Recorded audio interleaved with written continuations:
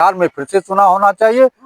एक गलत जनादेश है, जनता का आदेश नहीं है, यह मशीन का है। लोकतंत्र का अपहरण किया जा रहा है, लोकतंत्र पर डकैती डाली जा रही है, लोकतंत्र पर एकदम डाका डाला जा रहा है, जनता के साथ विश्वासघात किया जा रहा है। मैंने स्थान पर जाए या भारतीय जनता पार्टी का जो गठबंधन है वो चुनाव जीतता रहे, वोट आप देते रहो, वो चुनाव जीतता रहे, इसका मतलब क्या है? जनादेश का अपमान हुआ ना। फिर जनादेश का अपमान नहीं, ये बेईमानी का पूरा पूरा ये व्यवस्था है। अब आप बताइए ना, 60 लाख लोगों का वोट काट देना और उत्तर प्रदेश के कम से कम 5 लाख लोग जाकर के बिहार में मतदान कर रहे हैं, ये ईमानदारी है क्या? इससे बड़ा बेईमानी कोई तंत्र का अपहरण किया जा रहा है, लोकतंत्र पर डकैती डाली जा रही है, लोकतंत्र पर एकदम डाका डाला जा रहा है, जनता के साथ विश्वासघात किया जा रहा है बिहार में कि पूरा जन आक्रोश है।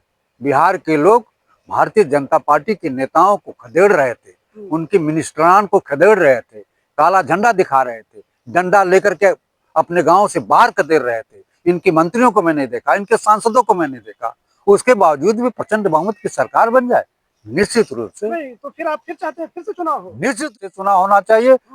एक गलत जनादेश है, जनता का आदेश नहीं है, यह मशीन का है, आयोग और अमित शाह। अब आप बताइए, पुलवामा में घटना घटती है, हिंदुस्तान का प्रधानमंत्री पिक्चर शूटिंग करता है, पहलगाम में घटना आतंकवादी घटनाएं होती हैं और जाकर के प्रधानमंत्री बिहार में मीटिंग करते हैं, दिल्ली में घटना। ये बताइए कि जब चुनाव होता है उसी वक्त ये घटनाएं घटती हैं, इसका कारण क्या है? लोगों के दिमाग को भ्रमित कर दीजिए, लोगों के दिमाग को डाइवर्ट कर दीजिए और बेईमानी कर लीजिए, बेईमानी के आधार पर सरकार बना लीजिए। भारतीय जनता पार्टी बहुत दिनों से लगी थी कि बिहार में हमारे पार्टी की सरकार बने। आज ज्ञानेश कुमार के माध्यम से भारतीय जनता पार्टी वहां सफल हुई है। मैं इसको ईमानदारी का चुनाव नहीं मानता हूं। आपके माध्यम से मैं चाहता हूं कि फिर से चुनाव बिहार में होना चाहिए, वहां का चुनाव कैंसिल होना चाहिए और लोकतंत्र की बहाली होनी चाहिए। आप लोग सवाल उठा रहे हैं, अपने अंदर झांक के देखिए ना, अपनी कमियों को देखिए, क्या दिक्कत है? मैंने अपने कमियों को देखा है। विपक्ष के लोग जहां जाते थे वहां अपार भीड़ जुटती थी, आखिर में वोट में तब्दील क्यों नहीं हुई? इसका मतलब है कि जहां बेईमानी है, पूरा का पूरा सिस्टम बेईमान हो चुका है, उस बेईमानों को हटाने के लिए आपको जन आंदोलन करना पड़ेगा, सड़कों पर उतरना पड़ेगा और गांधी की नीतियों के साथ साथ भगत सिंह की नीतियों को अपनाना पड़ेगा, तब देश में स्वस्थ लोकतंत्र कायम होगा।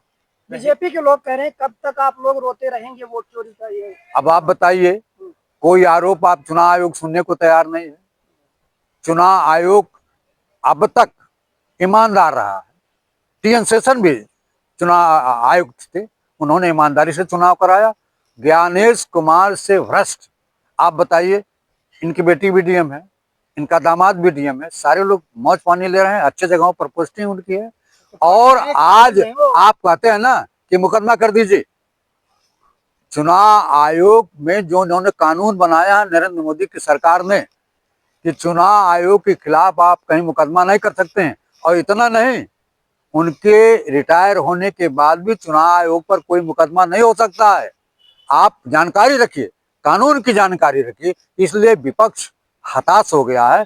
इसलिए मैं विपक्ष के नेताओं से आग्रह करना चाहता हूं, निवेदन करना चाहता हूं, विनम्र मेरा आग्रह है कि सारे लोग एकजुट होकर के, अपने स्वार्थ का परित्याग करके एकजुट होकर के चुनाव आयोग के खिलाफ पूरे देश में जन आंदोलन चलाएं।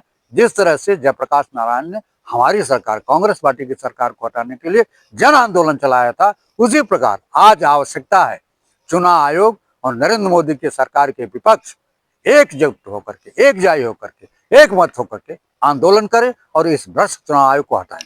बिहार चुनाव में करारी शिकस्त जो इंडिया अलायंस को मिली, क्या इसके बाद अब इंडिया अलायंस या विपक्ष अब शिकस्त खा चुका है, हिम्मत हार चुका है क्या? हिम्मत, देखिए राजनीति में कोई हिम्मत नहीं हारता है, लड़ते हैं, हारते हैं, जीतते हैं, लेकिन यहाँ तो जानबूझ करके हराया जाता है।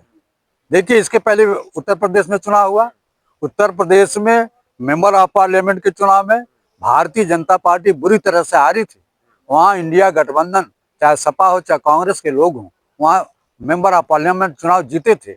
इनको भरोसा था कि मैंने राम मंदिर बना दिया है तो यहाँ वोटों का झुकाव जो है भारतीय जनता पार्टी की तरफ होगा, लेकिन ऐसा नहीं हुआ।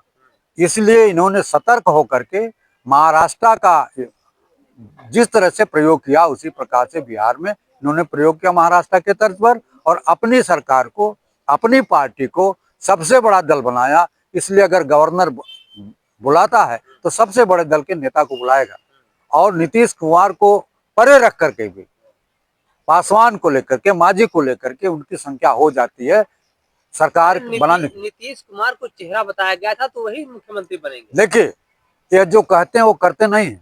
इन्होंने कहा था 2014 में सबके खाते में 15-15 लाख रुपए डाल देंगे। इस चुनाव में भी इन्होंने घोषणा किया था 2 करोड़ों लोगों को नौकरी दूंगा।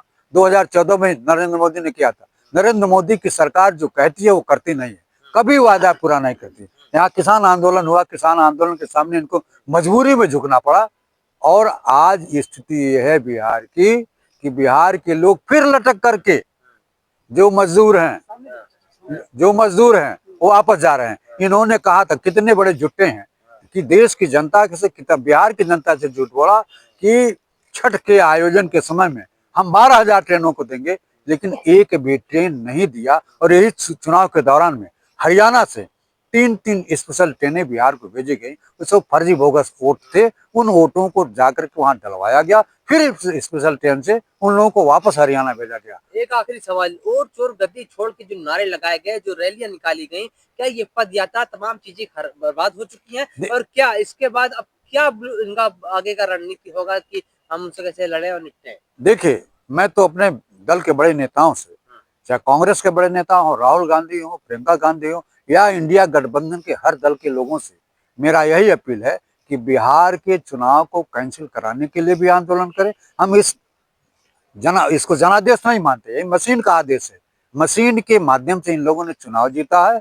मैं आपके माध्यम से इन लोगों से आग्रह करना चाहूंगा कि चुनाव आयोग के खिलाफ सड़कों पर उतरे, बिना भेदभाव के आपसी मतभेद को त्याग करके चुनाव आंदोलन को कैंसिल कराने के लिए और चुनाव आयोग के भ्रष्टाचार चोरी को रोकने के लिए सड़कों पर उतरना बहुत जरूरी है। लोकतंत्र की रक्षा करने के लिए ये लोकतंत्र का रूपी द्रौपदी का चीर हरण कर रहे हैं, उस चीर को बचाने के लिए सबको एक मत होकर के चुनाव आयोग के खिलाफ आंदोलन करना चाहिए।